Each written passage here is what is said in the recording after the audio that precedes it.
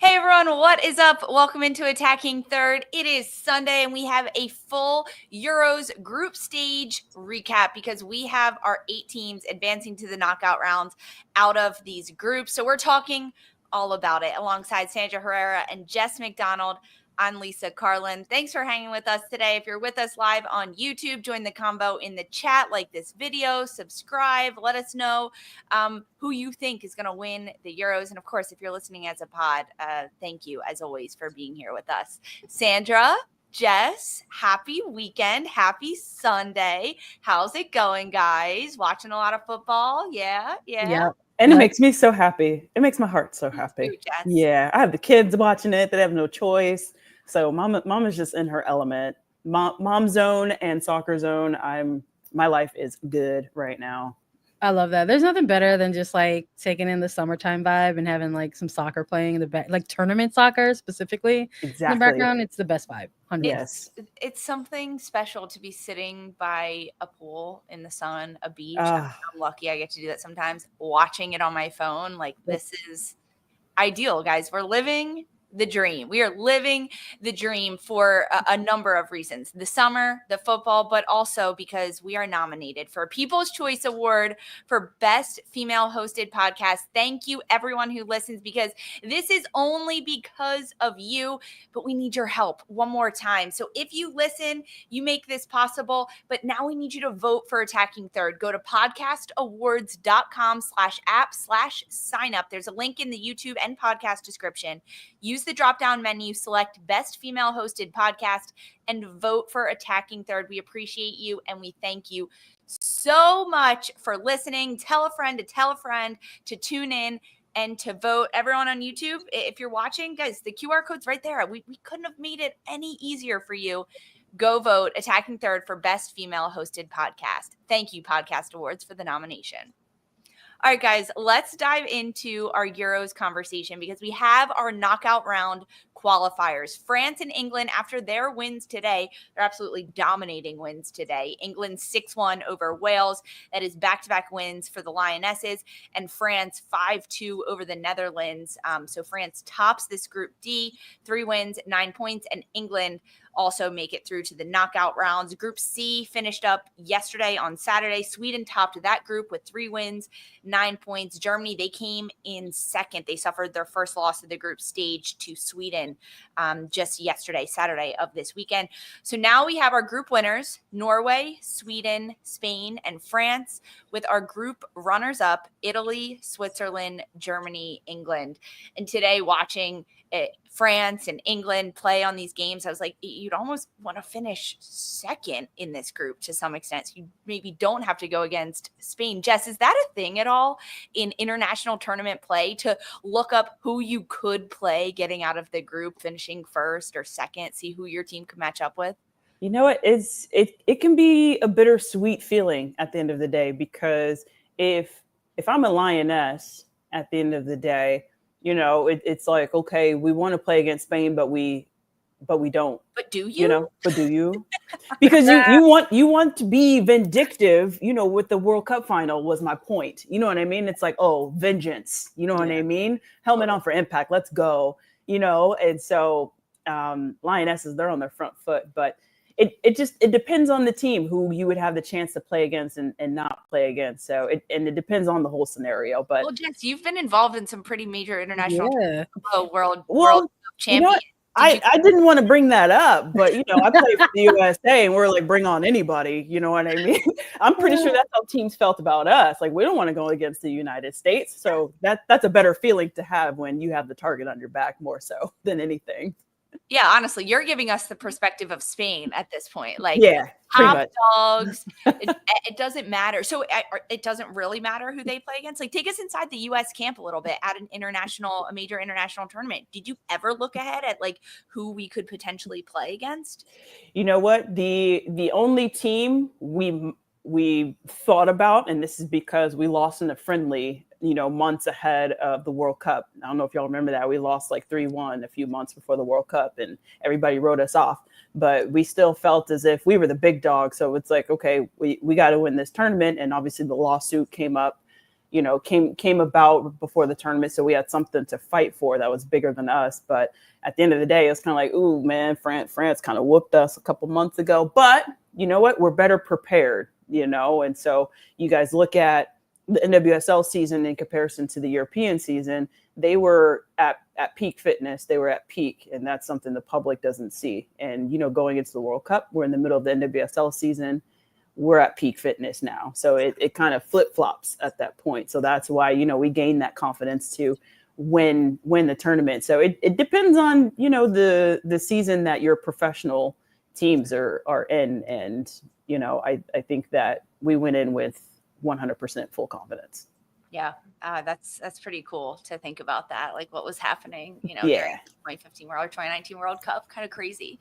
Okay, guys, but we have our teams, our teams that are advancing, and prior to the tournament starting, we did a little tiered of teams who could win it all. It was can win it all, our dark horses, and teams that just don't have a chance. We're gonna re-rank the nations that have advanced to the knockout rounds in 2025 Euros and see how we would re-rank them moving forward. So shall we start with Tier C, the teams that don't have a chance to do this? We're going to do it as a group. So Jess, I'm going to start with you. Of these 8 teams moving forward, who did you rank in Tier C don't have a chance to win? Yeah, I don't think the hosts have a chance, sad to say. Obviously, they're playing in front of their whole country, which should give them, a little bit more of an edge. But I don't think all around they have what it takes to move on after this game. I mean, dang, they're playing against Spain. So,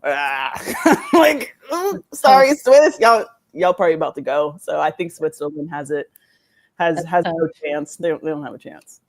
I hate to do this because of the 2 teams that are in this quarterfinal, I really do feel like it could be a toss-up, but I do wonder if Italy is going to have enough to take advantage of the opponent in front of them. We've talked a lot on this show, a number of us talking heads, about Norway and some of the kind of fraud allegations that are out there around them. Maybe there's a little bit of imposter syndrome going on. Like, how do they have this many key starters who excel so much at the club level, yet somehow can't bring it all together and as a cohesive unit in tournament football for their national team? But they're there. They won that group. Norway are there, and they're going up against an Italy side who were second place against, a Spain that was rightfully, I think we all correctly said that they were going to win the top of that group. But I do wonder, with this being that layer of like a knockout element, if Italy themselves didn't show enough in their own kind of high stakes moments in their group stage for me. I want to sip on the Italy Kool-Aid. Christine Cupo, shout out. She was pouring that ice cold Italian Kool-Aid and I wanted it so bad, but they just didn't show me enough either. So I've got 2 teams here in this quarterfinal that didn't show me enough. And if I got to pick one to put in the C tier, I'm going to go with Italy, unfortunately. I agree. Italy's in this for me. Switzerland is in it for me. I've also put Norway in this don't have a chance. Now, right, obviously one team has to win out of this initial quarterfinals, but then to me, I was looking at these tiers as overall, could you win the Euros?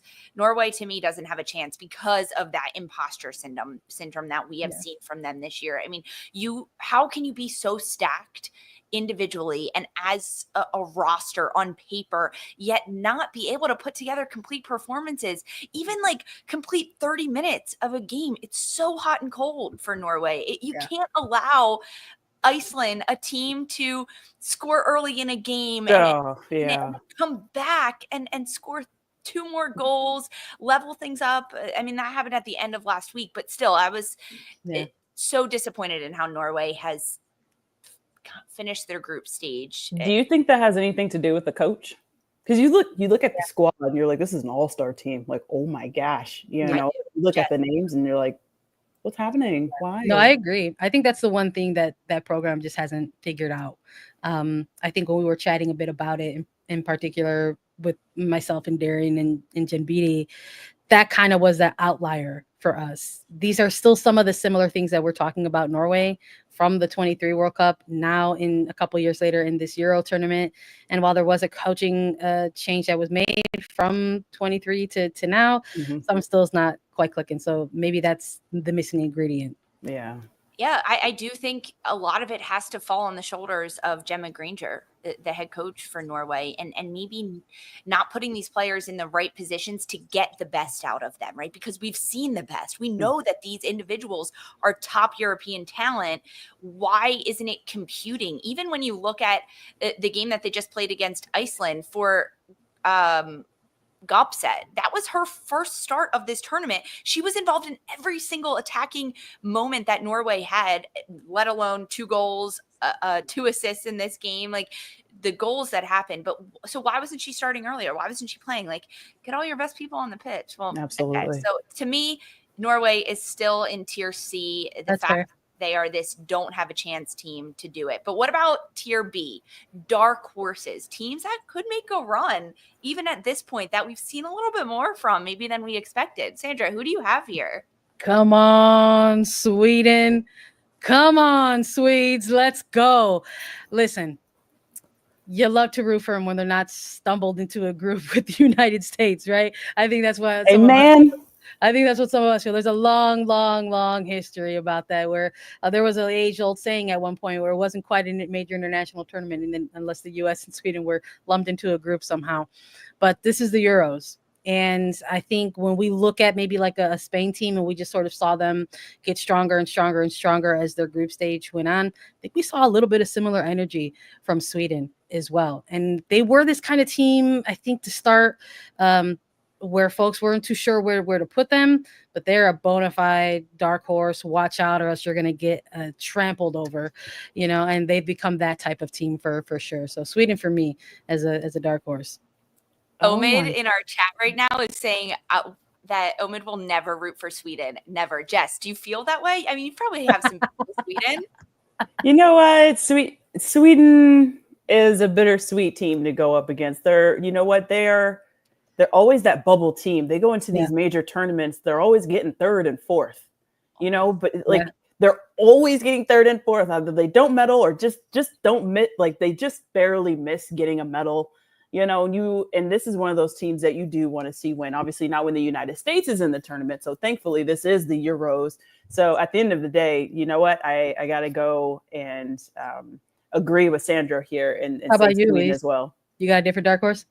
I have Germany as a dark horse. I have dropped them from a favorites to win this to a dark horse to me in terms of the lack of commitment, the lack of defensive stability that we have seen from Germany has been disappointing for me in this tournament. I had them dubbed as a favorite to win heading into the Euros. 2 weeks ago, I was like, Germany is all it. Now, they've been plagued with injuries, right? Gvin's injury, absolutely massive. On the pitch, she does so much for them from that outside back position, but she's also their captain, their leader, their glue person. She's still in the locker room, and right, she's still there for this team, but it's different when you're not playing and you're injured.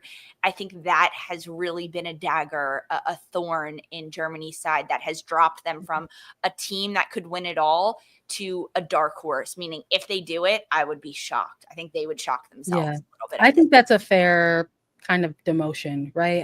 I'm with you in that we made a lot of our predictions and we threw them out on .com for folks to see. And I also was high on Germany. And I still believe in when it gets to knockout rounds, it could be anyone's tournament, right? But there's certain things that are just difficult to come back from. And I think that's what was still kept me so impressed by Germany, was that even though they had a devastating injury blow to Vin, I was looking for the response. And the fact that Wamser came in there and was an immediately impactful great player for them. It wasn't even just like rising to the moment. She brought on like some sort of like kinetic energy, I think I referred to it, where just like her teammates were also kind of rallying behind her as well, because this was the moment for the team, this player to come in and try to make a point, and then got an assist right in this game. Totally. So to not only have this injury but not have her available with the red card suspension, it's like, what's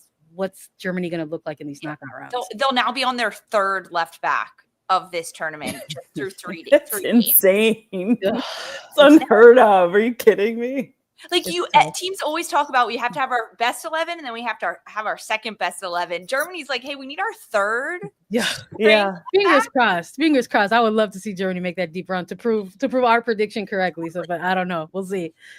I also think going up against France is going to be a huge test. And if you're Bonadé for France, you're saying, okay, they're now rotating that outside back position again. Target it. That's where we're going to go. And you got Cascarino on the right side, slicing and dicing. Boy.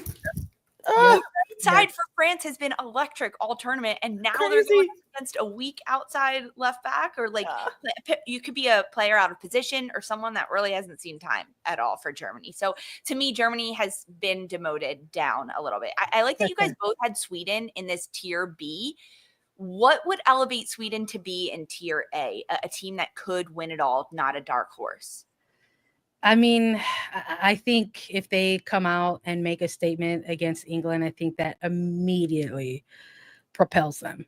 I think if you take down the reigning title holders of this tournament, and not just do it in any old kind of way, like I'm not talking like kind of mid to low bunker and just make things a gritty grinder.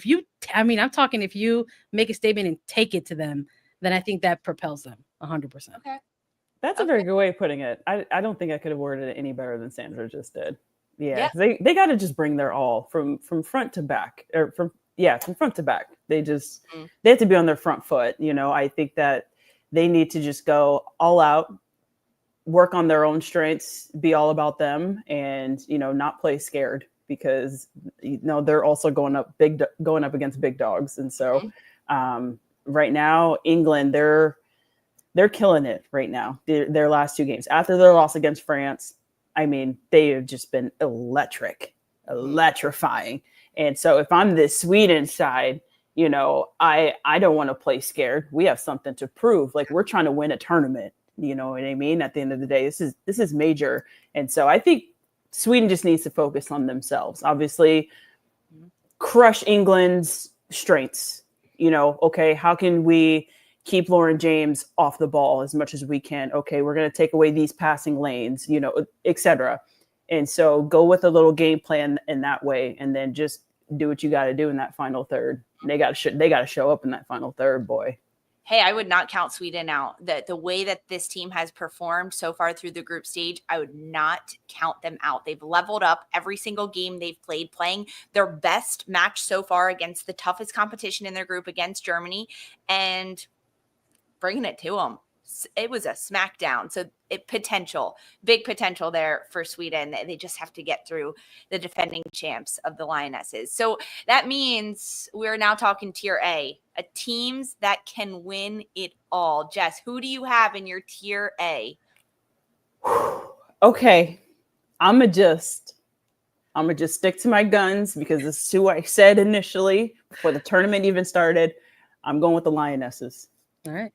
I'm going with it, and I'm sticking with it. I think they're going to be back-to-back champs. I think that throughout the tournament, I was biting my nails when they lost against France, and I'm like, oh, maybe I picked the wrong team, boy, because they did not play it good. Yeah, they didn't come out. They didn't have a shot on target until the 87th minute against France. I'm like, oh, who's going to be scoring? Who's going to be stepping up? Lucy Bronze was non-existent. I threw in the white flag, but when they came into the game against Netherlands, I'm like, oh, there they go. And then obviously today's game just absolutely crushed it. And I think that they've just been getting better and better and better throughout the tournament. And that's exactly what you want from a team like England. So I'm sticking with the Lionesses. You sound nervous, Jess. I am, because I'm horrible at predictions, you guys.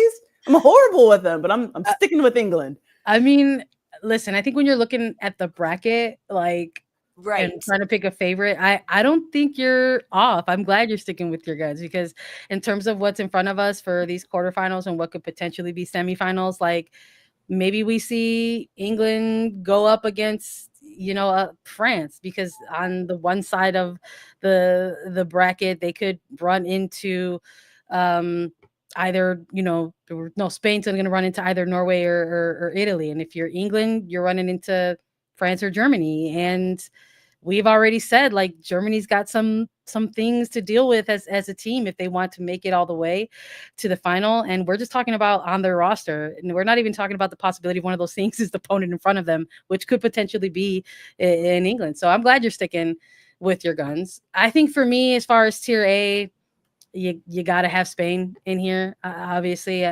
they've got not one but two players who are competing for Golden Boot at this point, between Esther Gonzalez and Alexia Putellas. And then if you're looking at best player of the tournament, you're probably looking at Putellas right now, what she's doing with all her assists and her goals as well. And we're not even talking about the fact that they've got their 2-time Ballon d'Or winner in Bonmati. This is a player that hasn't made as an impact for their team in a way that everyone was anticipating, because she's working her way back from a hospital stay with meningitis. And like, this is a player that could maybe be one of those X factors for them. Who would have thought that we would have been talking about Bonmati as a possible X factor in the knockout rounds? But here they are. You're off the bench. Exactly.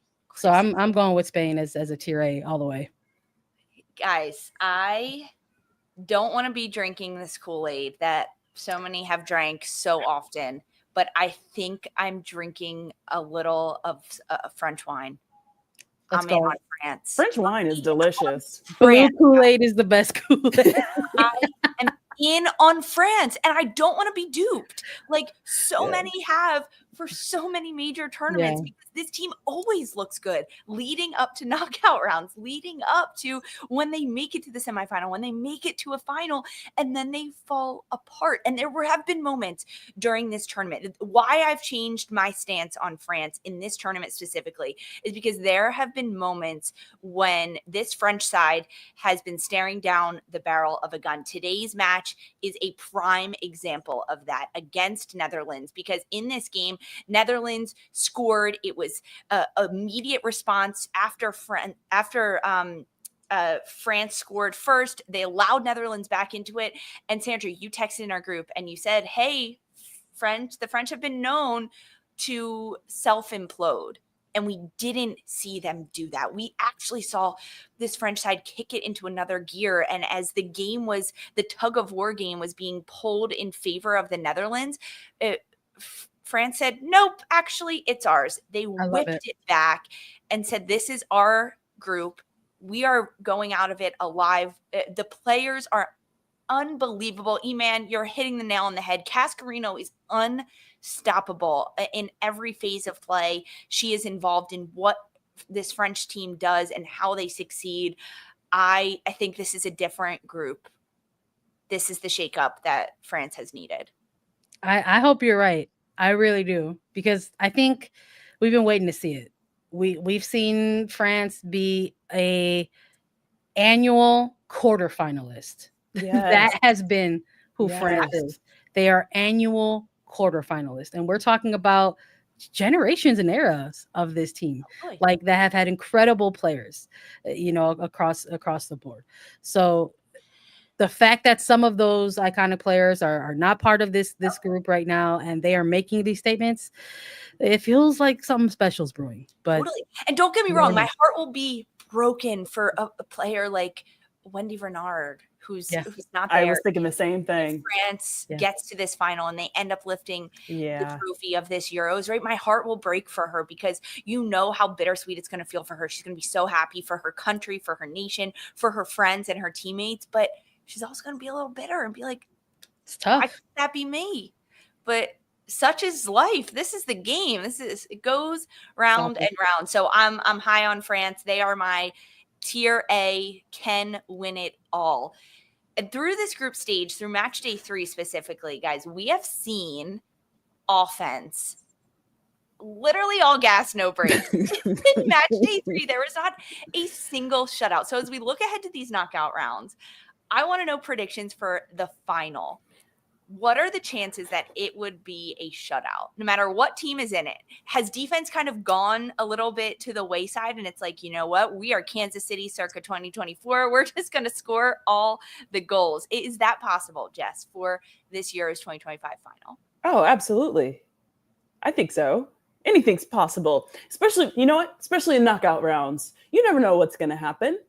But I mean, with all these goals that are being scored right now, I mean, how many were scored today? Like, my goodness, like insane, like an insane amount. And I think that today alone, and just 2 matches, 14 goals were scored. See what I'm saying? Like that's absolutely insane. So I think anything's possible, and I think there's going to be a lot of goals being scored.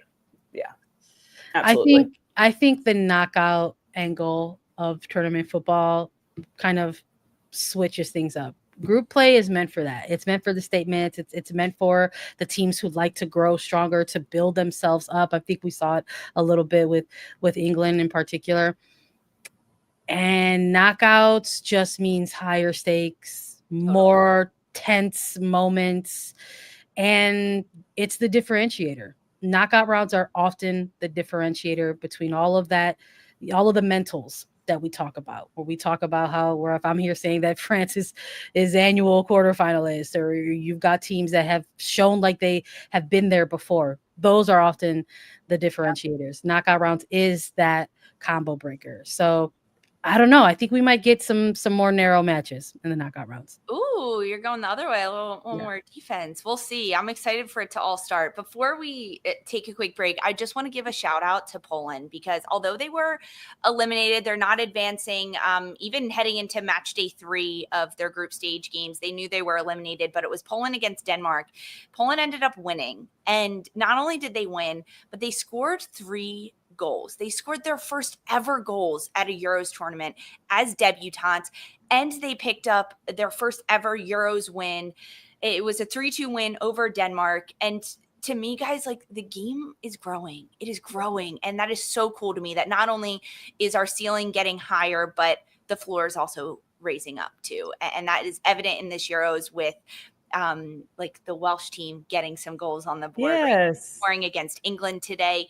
It's just leveling up all over the place, and that makes me happy. So special shout out to Poland today. Tremendous job as debutantes in this tournament. But they do not advance. Instead, we get to see these 8 teams advance. Polls to win it all we have is Spain with 51%, France 31%, and England 17%. That's you guys in the chat on YouTube. But let's take a look at our bracket. Who we have moving forward in the knockout rounds of Women's Euros 2025. It is Norway taking on Italy, Sweden against England, Spain against Switzerland, and France against Germany. We're diving into these quarterfinals right after this quick break. Stick with us.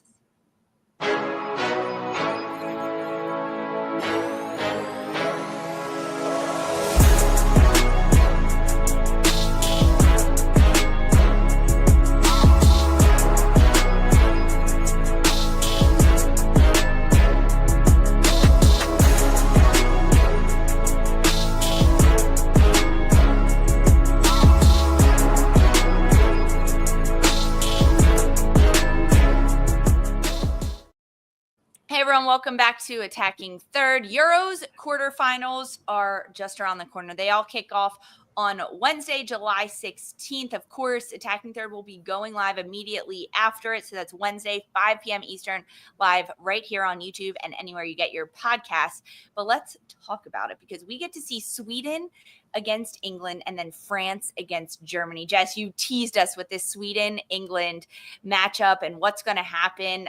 Sweden leveling up every single game that they have played. They scored 8 goals. They only let in 1 through this group stage. Is there a weakness for this Sweden team at all? Right now, I don't see it, just because, like you said, they've been getting better this tournament. They're another team who's been doing so. And you know what? I was worried before this tournament even started for Sweden in the final third. with Blastinius, because she can be a very inconsistent striker, and I knew she was going to be getting a lot of minutes in. And so now I'm like, okay, her and Kosovari, Aslani, they're meshing very well together, and I'm like, these are the two key players in that final third who's going to have to crank it up. But it's not even just the two of them at this point. Those are the only two who I mentioned for this Swedish side. Now I'm like, okay, everybody showing up and showing out, and you love to see it. So I think Sweden's a tough team. Weaknesses, not so much. They haven't allowed too many shots on target against them, but they're about to be tested now. England's been scoring just as many goals now. And so we're going to see how well they're going to defend against a better team going into these knockout rounds. I think potentially we could see a weakness in Sweden not having possession against the Lionesses and to give up some of the ball, because they're going to want to control it. I think, like, if you go pound for pound in the midfield of who's going to keep it, I'm giving that to Kira Walsh and Georgia Stanway and the Lionesses all day, just because of how tremendous they've been. And for Sweden, they're going to have to adjust and adapt in this match against England without the ball, learning to dictate the tempo and kind of figure out how England ticks, but doing it a little bit more defensively than they've been forced to do so far in this group stage, I think. I do wonder if Sweden has strung together enough kind of like eyebrow-raising performances that Serena Wigman kind of takes that and tries to maybe make some in-game adjustments of her own. I think to start out the group stage, they struggled with that. England was like shell-shocked to open their tournament. Like, Wigman was on the sidelines like, what is going on here against France? They had to kind of do some soul searching a little bit coming out of that locker room and going into the second half against France, and they needed almost 90 minutes to actually get one in the back of the net to try to end something respectfully here. But they've gotten it together over the course of their last two group stage matches. So that helps the team. You could argue that helps the team because I think they're peaking at the right time, and so I do wonder if that match day one was the sort of kind of hard, quote unquote, lesson for England to take moving forward. That even if Sweden, who are very good at maybe making those adjustments and adapting their game plan, that maybe England will be better prepared for that going up against the Sweden side, having had that game against France earlier. If I'm England, I just have to be very cautious that you cannot count Sweden out. No matter what minute of the game, they've shown a lot of mental fortitude in this tournament as well to grow over the course of 90 minutes and get better, find different chances, and just hurt you in a quick moment of counterattack, of getting in behind on a set piece, right? Of course, that's Sweden's specialty. And if England gives up sloppy fouls around the 18, even 35 yards out from Sweden's goal, they're going to get punished. No sleeping in this game at all for England. They can't even take a moment off. Sweden, England, guys, this is a good one. Do we want to give predictions for this match that we will see coming up this week? Sure. Yeah, Sandra's like, yeah, man. Jess That's what we do. Oh, I hate the predictions. Jess, what over here? I hope y'all understand. Get in, Jess. This is what you were signing up for. You're going to be on A3. You got to make predictions. I know. You know what? I want to stick with my energy from earlier that knockout rounds are the difference maker. They're the catalyst to change tournament football. We might have been seeing a lot of goals and a lot of exciting play in the group stage. Not that we're not going to see exciting play in the knockouts, but I think the scoreline is going to be more narrow. And I'm with you, Lise, that maybe we're going to see some tactical battles in the midfield a little bit. But it's going to be about who's going to get more clinical opportunities, and I think that's going to go the way of England. So one might be 1-0 in England's favor. Ooh. No goals for Sweden. Okay. All right. I'm going to give Sweden 2 of them. I'm going to go 3-2 England. Jess wants goals. I think there's going to be goals, man. Let's go. That's my striker mentality. I want to see goals. Yes. I do too. Just the way this tournament has gone, and even both of these teams, England and Sweden, coming off of multi-goal games, right? Through the group stage, being able to put away different chances, but it's going to come down to being really clinical in front of net. As someone is saying, don't know where the chat message is now, but someone said if Sweden win this, they're winning the Euros. They're going all the way. Similar to how you mentioned. I am going to stick with my guns until I'm proven wrong. So I'm going to go England 2-1 over Sweden. Sweden still win, though. There it is. James, Lion Spirit. Love it. If Sweden beat England, then Sweden win it all. You heard it here first. All right, let's talk about our other quarterfinal matchup. Now that we know it is France against Germany. Guys, what a dang matchup. I love this one so much. I think that more of the question marks are on Germany at this point. We touched on it earlier in the show, Sandra. What is going to happen without Gvin, who's been out on injury? Wamser is out on the red card. Who's going to fill in that left back role? And how much is that going to hurt Germany against a France side that, man, they can ball on the right side of the field? Yeah, I would have really loved to have seen a player like Wamser kind of build up over the course of this tournament, and she's probably going to be praying that she does get an opportunity to continue to do that. I think at this point it's outside back height by committee for Germany. I think, look, if you're an NWSL fan, maybe you're going to be tuning in to these players who are eventually going to jump stateside and start playing for a club. Maybe we're going to get to see a bit more of Catherine Hendrick for Germany, kind of relying on the veteran. I think there's not a lot here. You have to use who's available. That's all it is for Germany at this point. And I think if you're France, that's going to be the opportunity, right? I think if you're looking at the game plan in front of you, you're looking at that side of the pitch and you're going, the game plan is attack. Go, go, go, go, go. That is the French game plan. Go, attack that side. Do you think that Germany could possibly come out in a different formation?